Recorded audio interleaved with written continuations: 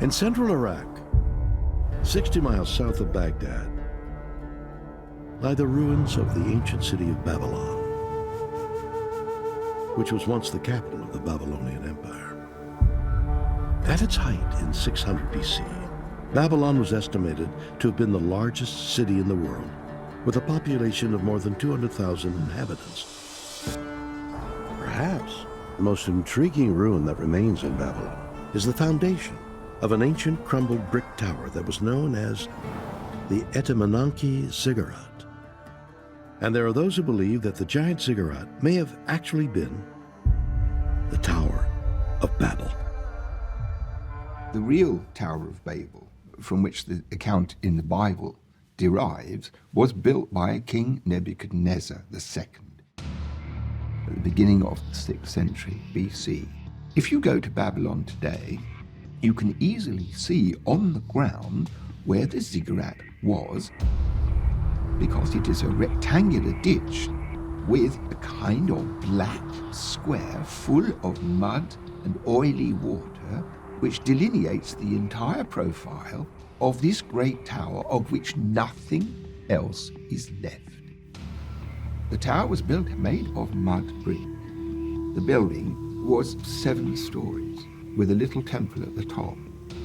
And there was a brick staircase without banisters, so that King Nebuchadnezzar II could mount the staircase and go up and up to the very top.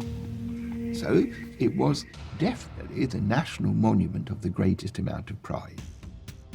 Historians have estimated that the ziggurat stood nearly 300 feet high, or roughly as tall as the Statue of Liberty. But is it possible that this Babylonian structure was in fact the real Tower of Babel? Perhaps the answer can be found by examining the story that is recorded in the Bible. In Genesis chapter 11, you have the story of the Tower of Babel. Human beings are united, they speak the same language, they build this tower to go up into the heavens. But then you have God saying, wait a minute, what are these people doing? They're going to build this and they're going to come up to where I am. And so God basically confounds these people by having them speak different languages, so they're not able to understand each other. God says, let's scramble their languages, and then they won't be able to communicate with one another. This is one of the most famous stories of the Bible. I think that the Tower of Babel is based on a ziggurat.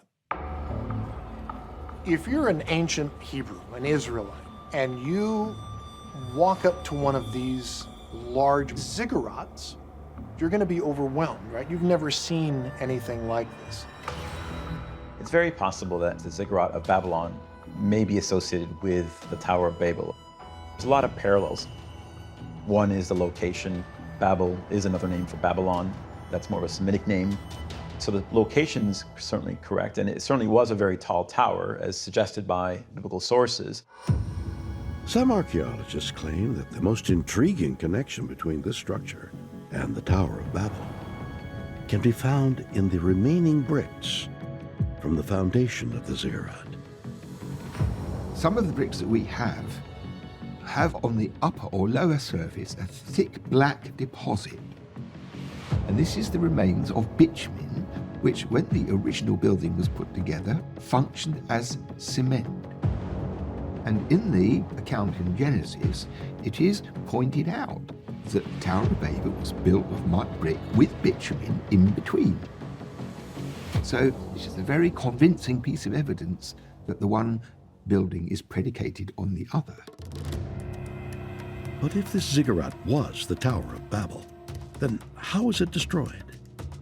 According to an ancient Hebrew text known as the Book of Jubilees, God was so angry with humans for building the Tower of Babel that he summoned a mighty wind to knock over the tower.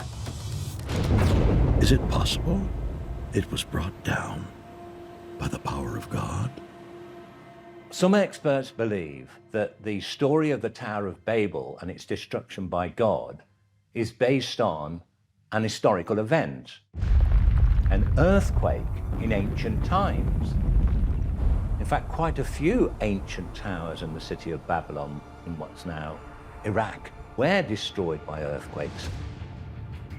Archaeologists know that that area was and still is prone to earthquakes because in the year 2017, there was the largest magnitude earthquake in the world in that year, and the epicenter was only 100 miles from what was the ancient city of Babylon. If an earthquake did destroy the ziggurat, that could lend support to the theory that it was the legendary Tower of Babel. But many experts believe the true power of the Tower of Babel story is that thousands of years later, its warning about the consequences of challenging God still endures. The story of the Tower of Babel is absolutely fascinating because you have God basically cursed all of humankind by scrambling all of the language. And the moral to the story being, you're not supposed to show that kind of arrogance. You shouldn't try to be like God. Did an earthquake topple the Tower of Babel? And if so, is it possible that catastrophic disasters can actually be directed by the hand of God?